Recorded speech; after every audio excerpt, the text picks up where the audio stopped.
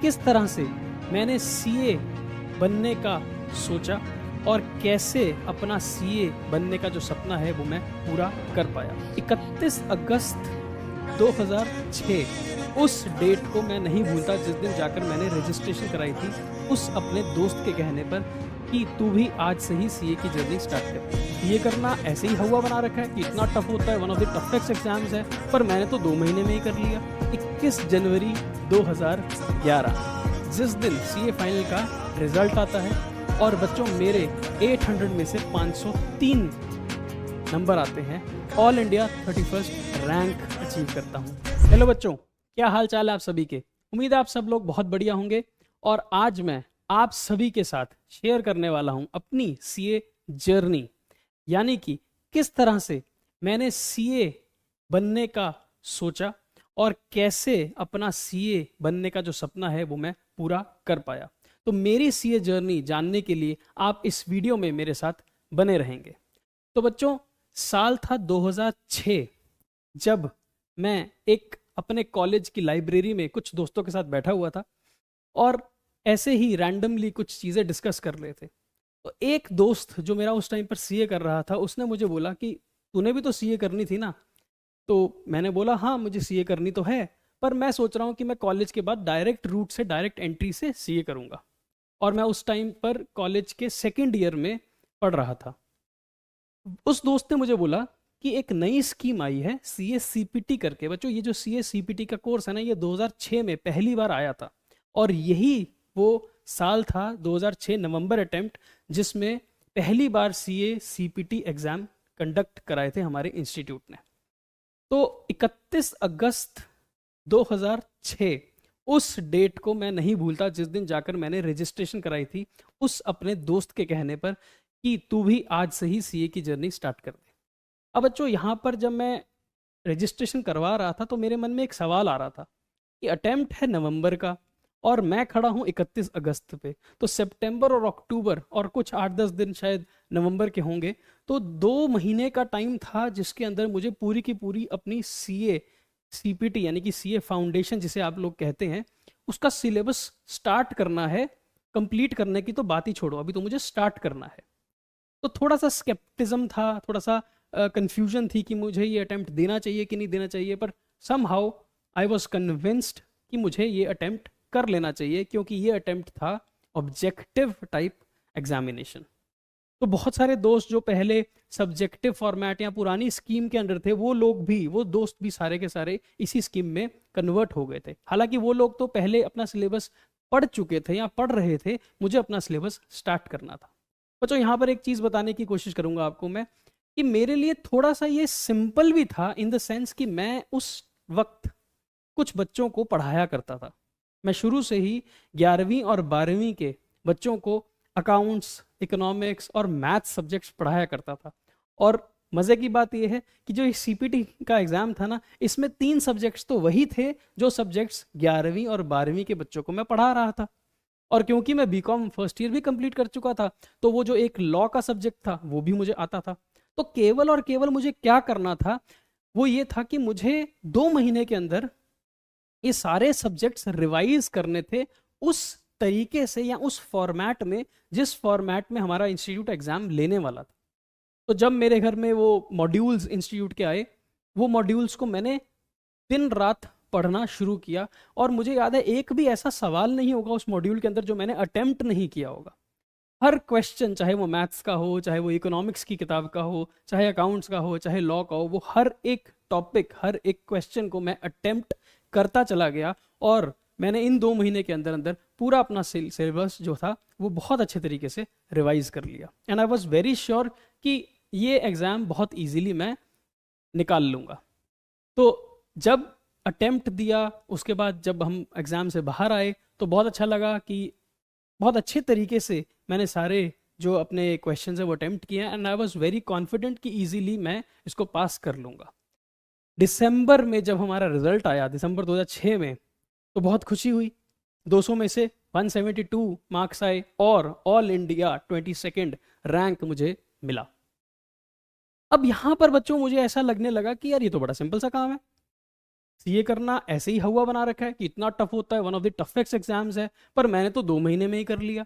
तो यहाँ पर मुझे ऐसा महसूस होने लगा, एक ऐसी फीलिंग आने लगी कि सीए एग्जाम बड़ा इजी है, एक स्टेप तो कर ही लिया पास, है ना, अब 2 ही तो रह गए, इंटर और फाइनल, वो भी ऐसे ही कर लेंगे 2 4 5 महीने पढ़ के।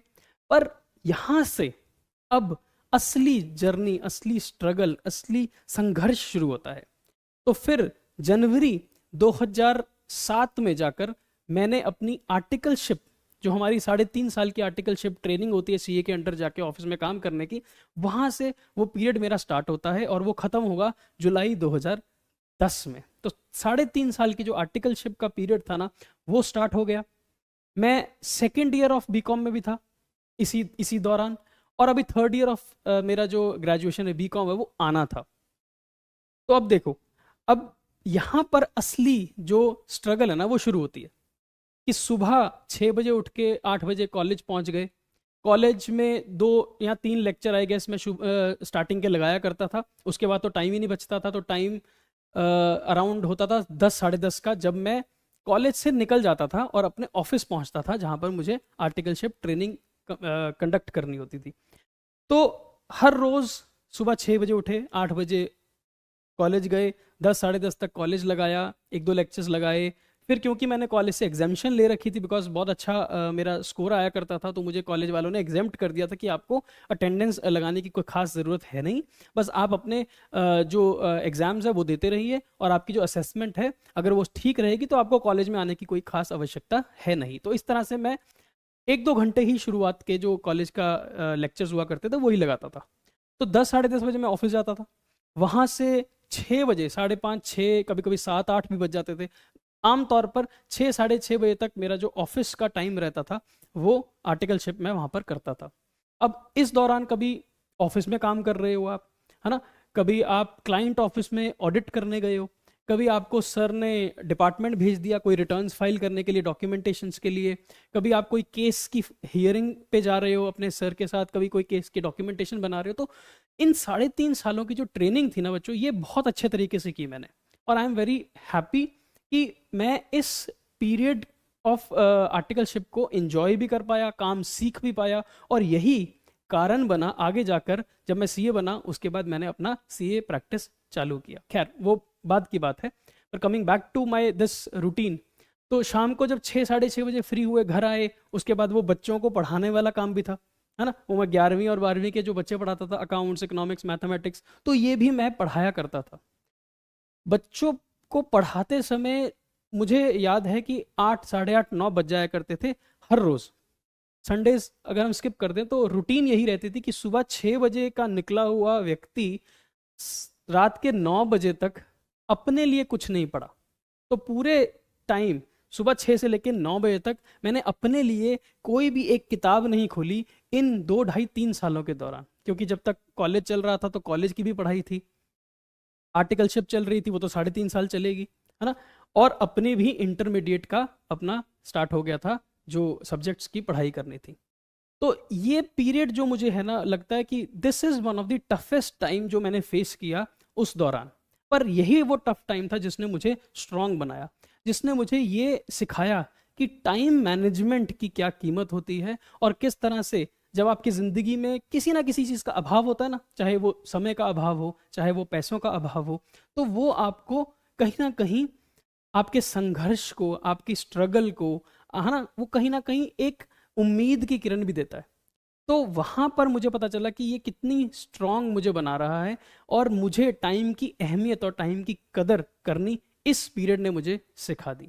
तो बच्चों फिर हम इंटरमीडिएट की पढ़ाई कर रहे थे। इंटरमीडिएट की पढ़ाई करते करते मेरा साल 2008 मार्च का जो ग्रेजुएशन है वो कंप्लीट हो गया। अब 6 महीने का जो लगभग 6 7 महीने का जो टाइम मुझे मिला वो मैंने पूरा का पूरा डेडिकेट किया इंटरमीडिएट की पढ़ाई में, क्योंकि ग्रेजुएशन मेरी कंप्लीट हो चुकी थी। अब इंटरमीडिएट की पढ़ाई करी, और वो पढ़ाई कैसे करी, दोस्तों से कुछ किताबें लिया करता था, कुछ नोट्स लिया करता था जो वो अपने बहुत अच्छे अच्छे टीचर से पढ़ के आया करते थे, कुछ नोट्स घर पे बनाया करता था, सेल्फ स्टडी किया करता था, और एक दो ऐसे लेक्चर्स हैं जो मैं अपने ही वहाँ पर अपने ही एरिया के पास अपने बहुत अच्छे अच्छे टीचर्स थे जो उनसे पढ़ा करता था। तो इस तरह से सीए इंटरमीडिएट की पढ़ाई चालू करी, और करते करते जब एग्ज़ाम की डेट आई तो एग्ज़ाम जब मैंने दिया तो बहुत अच्छा एग्ज़ाम हुआ बच्चों मेरा। और इंटरमीडिएट का ग्रुप 1 और ग्रुप 2 दोनों इकट्ठे देके मैंने नवंबर 2008 का जो अटेम्प्ट था वो क्लियर किया फर्स्ट अटेम्प्ट में। और वहाँ से एक और अंदर जज्बा आया, जोश आया कि मैं बहुत इजीली जो आखिरी का जो स्टेप रह गया ना सीए फाइनल का, वो भी कर लूँगा।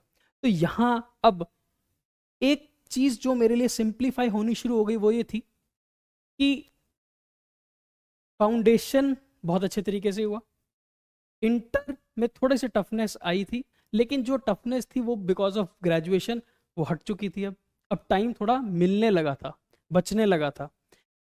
कुछ बच्चे जो मैं पढ़ा रहा था उनसे मैंने सीए फाइनल की पढ़ाई के वक्त ये बोला था कि मुझे कम से कम 1 साल और चाहिए अपने ऊपर डेडिकेटेड रखने के लिए।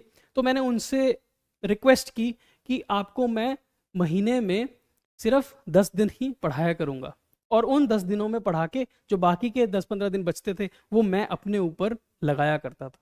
तो इस तरह से टाइम को मैनेज करना शुरू किया। फिर सीए फाइनल की बारी आती है। अब बच्चों यहाँ पर थोड़ी सी एक दिक्कत जो मेरे साथ हुई वो ये थी कि जब आप ऑफिस में बहुत अच्छा काम करते हो ना, आप सभी को शायद महसूस भी होगा, जब आप ऑफिस में बहुत अच्छा काम करते हो, है ना, आप अपने बॉस के फेवरेट बन जाते हो, तो आपको बहुत काम दिया जाता है। जितना अच्छा कोई व्यक्ति होता है काम करने में उसको और ज़्यादा काम दिया जाता है, बिकॉज वो एसेट होता है अपनी ऑर्गेनाइजेशन के लिए। यही कुछ होता था मेरे साथ। तो जो मेरे साथ के आर्टिकल्स होते थे उनको तो छुट्टी टाइम पर मिल जाया करती थी, एग्जाम है तो उनको छुट्टी दे दिया करते थे, पर मुझे छुट्टी देते समय पता नहीं क्या रीज़न होता था कि वो छुट्टी मुझे दी नहीं जाती थी। तो मेरी आर्टिकलशिप खत्म होनी थी 31 जुलाई 2010 को, और वो आखिरी दिन था जब मैंने ऑफिस अटेंड किया। मेरे को कोई लीवरेज नहीं मिली ऑफिस से, मेरे को कोई एक्स्ट्रा टाइम नहीं मिला, मेरे को कोई एक्स्ट्रा छुट्टी नहीं मेरे बॉस सीए सर ने दी कि जाओ तुम पढ़ लो। तो इनफैक्ट जब 31 जुलाई 2010 का वो पीरियड ख़त्म हुआ तब जाकर मेरी सांस में सांस आई, और मुझे लगा कि यार अब केवल और केवल अगले 3 महीने, अगस्त सितंबर अक्टूबर, अगले 3 महीने केवल और केवल मुझे अपने लिए ही डेडिकेट करने हैं। तो ना कॉलेज जाना है, ना बच्चों को पढ़ाना है अगले 3 महीने, ना आर्टिकलशिप पे जाना है। तो अब देखो बच्चों, जो 24 घंटे में से कुल मिला के केवल मेरे पास 4-5 घंटे ही होते थे अपने लिए डेडिकेटेड पढ़ने के लिए, अब मेरे पास 24 घंटे थे। तो यहां पर 3 महीने मेरे लिए 3 महीने नहीं थे, वो 3 महीने लगभग मेरे लिए साल का टाइम था, बिकॉज वो इंटू 3 और इंटू 4 टाइम्स हो गया था, बिकॉज बाकी सारी जो डिस्ट्रैक्शंस थी या बाकी सारी जो एक्टिविटीज थी मेरी जिंदगी के अंदर वो अब खत्म हो चुकी थी। तो इन 3 महीनों में मुझे करने थे बच्चों 8 सब्जेक्ट्स। हमारे टाइम पर ग्रुप 1 में 4 और ग्रुप 2 में 4 सब्जेक्ट हुआ करते थे सीए फाइनल के अंदर, और मेरी तो हमेशा से ही मानना रहता है कि आपको दोनों ग्रुप्स ही इकट्ठे देने चाहिए। तो 8 सब्जेक्ट्स की तैयारी करनी थी, जिसमें से लगभग 6 सब्जेक्ट्स मैं एक बार पढ़ चुका था। एक बार मैं उसका जो सारा का सारा सिलेबस था वो 6 सब्जेक्ट्स का वो कंप्लीट कर चुका था। लेकिन 2 ऐसे सब्जेक्ट्स थे जिन सब्जेक्ट्स को बच्चों मैंने हाथ तक नहीं लगाया था, हाथ तक नहीं लगाया था। वो सब्जेक्ट्स पता है कौन से थे? एक सब्जेक्ट था उसमें से लॉ, और एक सब्जेक्ट था ऑडिट। ये 2 ऐसे सब्जेक्ट्स थे जो अभी मैंने शुरू तक नहीं किए थे, और हम खड़े हैं 31 जुलाई 2010 में, और 3 महीने बाद सीए फाइनल का बच्चों एग्जाम देना है। अब ये 2 सब्जेक्ट्स स्टार्टिंग से पढ़ने हैं, बाकी 6 सब्जेक्ट्स को रिवाइज भी करना है। तो ये एक लगता है इम्पॉसिबल टास्क। अगर मैं आपको बोलूँ ना कि आप 6 सब्जेक्ट पढ़ो और 2 सब्जेक्ट अभी आपको शुरू करने, तो आपको शायद अपने ऊपर शक होना शुरू हो जाएगा। पर मेरे को अपने ऊपर बिलीफ इसलिए था कि मैं कर लूंगा, बिकॉज मैं केवल चीज़ों को एक ही बार पढ़ के समझने की आदत डाल चुका था। वो जो टाइम की कमी थी ना मेरे पास, और वो जो टाइम की मैनेजमेंट का जो एक हुनर था वो सीख चुका था, और यही कॉन्फिडेंस था कि ये जो 8 के 8 सब्जेक्ट हैं एक ही बारी में निकाल देंगे। तो जब मैंने नवंबर 2010 का अटेम्प्ट दिया तो बहुत सारे जो सब्जेक्ट्स थे वो पेपर्स बहुत अच्छे तरीके से दे पाया। एक आधा जो सब्जेक्ट था जैसे कि इनकम टैक्स, उसमें कहीं ना कहीं कुछ ना कुछ गड़बड़ हो गई मेरे साथ, पर फिर भी मुझे ये पूरा विश्वास था कि मेरा अटेम्प्ट क्लियर हो चुका है। और बच्चों फिर आती है डेट 21 जनवरी 2011, जिस दिन सीए फाइनल का रिजल्ट आता है। और बच्चों मेरे 800 में से 503 नंबर आते हैं, all India 31st rank achieve करता हूं। उस दिन जाकर जो ये मेरी जो पूरी जर्नी रही है सीए की, वो कंप्लीट होती है और हाथ में वो सीए की डिग्री मिलती है। मैं आपको बयान नहीं कर सकता कि जिस दिन वो हाथ में डिग्री आई, जिस दिन रिजल्ट आया, उस दिन क्या फीलिंग रही होगी, उस दिन क्या घर का माहौल रहा होगा। तो बहुत अच्छा लगा कि जिस चीज़ के बारे में सोचा दिन रात, जिसके पीछे 3 साढ़े 3 4 साल संघर्ष किया, मेहनत करी, जिसके पीछे पूरी जुनून के साथ, पूरे जज्बे के साथ लगा रहा, वो आज हाथ में था। और अपने नाम के आगे वो जो CA के जो 2 अक्षर लगाने का सपना लिए बैठा था, वो सपना आज साकार हुआ, पूरा हुआ। तो यहाँ जाकर मेरे को बहुत एक सेंस ऑफ प्राइड होती है ना, वो मिलती है। मतलब मैं इसको बयान नहीं कर सकता शब्दों में। ये जब आप लोग भी सीए बनेंगे तब आपको वो जो फीलिंग महसूस होगी ना, वो that is beyond words and beyond explanation. तो बच्चों ये यहाँ तक तो मेरी एकेडमिक जर्नी रही है, पढ़ाई की, एजुकेशन की जर्नी रही है। यहाँ से फिर लाइफ के एक और जर्नी पे निकल पड़े, जिसमें मैंने अपनी ऑफिस स्टार्ट किया, सीए प्रैक्टिस चालू करी और प्रोफेशनली अब बच्चों को पढ़ाना शुरू कर दिया। तो सीए की प्रैक्टिस अभी भी चल रही है। आप जैसे प्यारे प्यारे बच्चों को पढ़ा आज भी रहा हूँ। आप बच्चों के जीवन में, आप बच्चों की जो जर्नी है, उसी जर्नी का हिस्सा आज भी बनता हूँ। और बहुत उम्मीद और बहुत कोशिश करता हूँ कि आप सभी लोग भी अपनी जो सीए की जर्नी है, अपनी जो सीए का बनने का सपना है, वो सपना आप साकार ज़रूर कर पाओगे। और उसी जर्नी का छोटा सा पार्ट हम जैसे टीचर्स भी बनते हैं आपकी लाइफ के। तो बच्चों आई होप आपको इस सीए जर्नी से, जो मेरी जर्नी रही है, इससे कुछ प्रेरणा मिली होगी, कुछ सीखने को भी मिला होगा कि टाइम की कदर करनी चाहिए, टाइम को वैल्यू करना चाहिए, टाइम वेस्ट मत करना। बिकॉज सीए की जर्नी लंबी तो है, टफ भी है, आपको निचोड़ देती है। आपके लिए एजुकेशन पॉइंट ऑफ व्यू से, इंटेलेक्चुअल पॉइंट ऑफ व्यू से, नॉलेज की पॉइंट ऑफ व्यू से तो टफ है ही, पर कई बार आपकी ज़िंदगी में ऐसा समय भी आएगा जब आप टूट जाओगे, जब आपको पेशेंस लूज करते आप महसूस करोगे। बस वहाँ पर एक चीज़ ज़रूर याद रखना, जो हर बच्चों को मैं बोलता हूँ, कि you have to find one biggest reason, है ना, you have to find that one biggest reason why you started in the first place. आप क्यों शुरू हुए थे, ये आपको हमेशा याद रखना है बच्चों, क्योंकि यही एक वो रीज़न होता है जो आपके साथ हमेशा रहेगा फ्रॉम स्टार्ट टिल एंड। बहुत दोस्त होंगे, बहुत लोग होंगे जो आपके इस जर्नी में कुछ आगे निकल जाएंगे, कुछ पीछे छूट जाएंगे, लेकिन वो जो आपका कारण था ना, जिस कारण से आपने सीए शुरू करी थी, वो जो आपका विजन था, वो जो आपका पर्पस इन लाइफ था, जिसके कारण आप भागे थे इस जर्नी के अंदर, वो हमेशा आपके साथ रहता है। उसको कभी भी मत भूलना। तो बच्चों उम्मीद करता हूँ आप सभी को मेरी इस जर्नी से कुछ ना कुछ प्रेरणा मिली होगी, कुछ ना कुछ सीखने को मिला होगा। और आशा करता हूँ, उम्मीद करता हूँ और प्रे करता हूँ आप सभी बच्चे जो सीए बनने का सपना लेके चले हैं, उन सभी बच्चों का सपना पूरा होगा। Till then, bye.